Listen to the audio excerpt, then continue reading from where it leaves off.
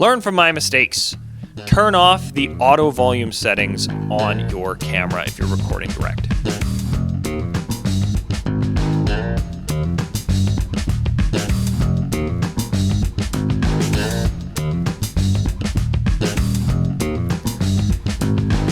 That's it. That's the best advice I can give you. If you're recording direct onto your camera, whether you're using the internal microphones or an external, if it has some type of auto volume leveling thing, disable it, control it manually.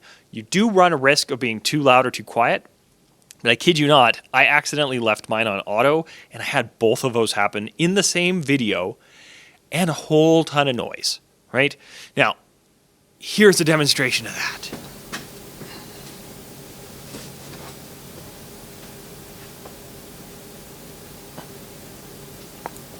So this is it recording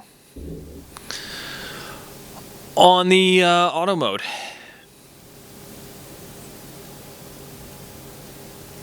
It's pretty bad.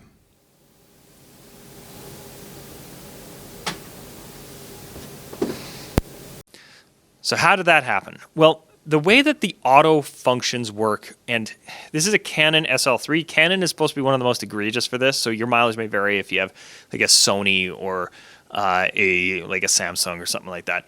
But on this camera here, the auto function is listening for audio.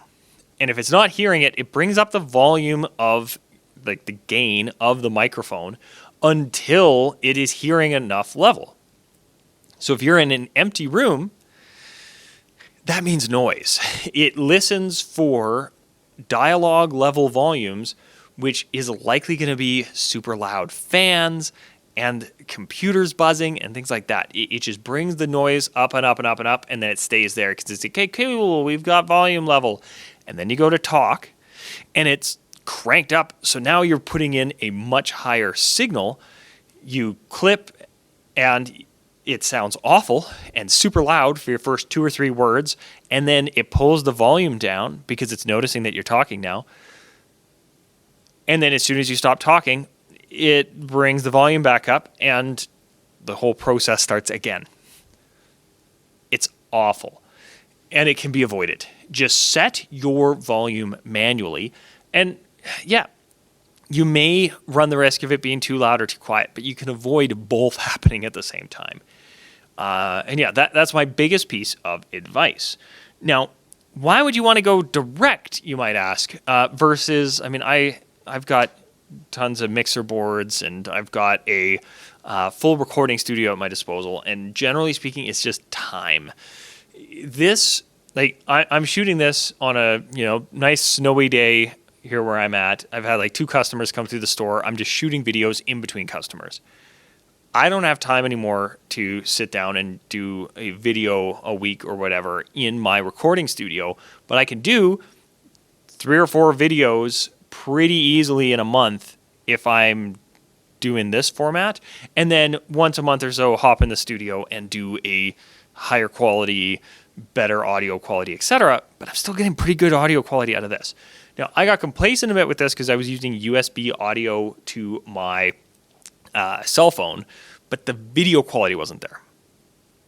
So I switched back to my Canon here. I was an idiot and didn't check my settings, right? It was completely my fault. I recorded 4 videos and I had to delete them all because, as you can hear from that clip earlier, it's just unusable. And audio, in terms of YouTube videos, is paramount. A lot of people are second screening things or listening to things on headphones, and that noise, it sounds like, a 90s public access TV show, right? It's just not good. So highly recommend just disabling that and doing it manually.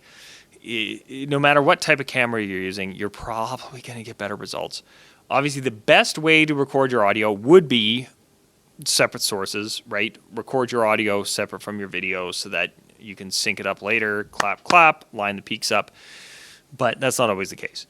Now, specifically with Canon, they label it as there's only one audio setting. It's really annoying. And it can't be adjusted in auto mode. So if you're in your camera, whatever brand you happen to be, and it's not letting you adjust it, try manual, because you do have more options as soon as you go to manual mode. Who knew, right? It gives you more control over everything, which, sorry, you got to learn how to actually set your ISO and set your frame rates and things like that, or shutter speed, or whatever you want to call it. But yeah, try to avoid leaving that auto gain on. You will thank yourself and me. It is not good, and you just want to avoid it. But that's it. That's all. I'm annoyed, but I've fixed it. I've solved the problem, and hopefully this sounds and looks good. I'll see you in the next video, and I'll try not to look in my screen and look more into the lens. Who knows? Maybe I'll pull it off.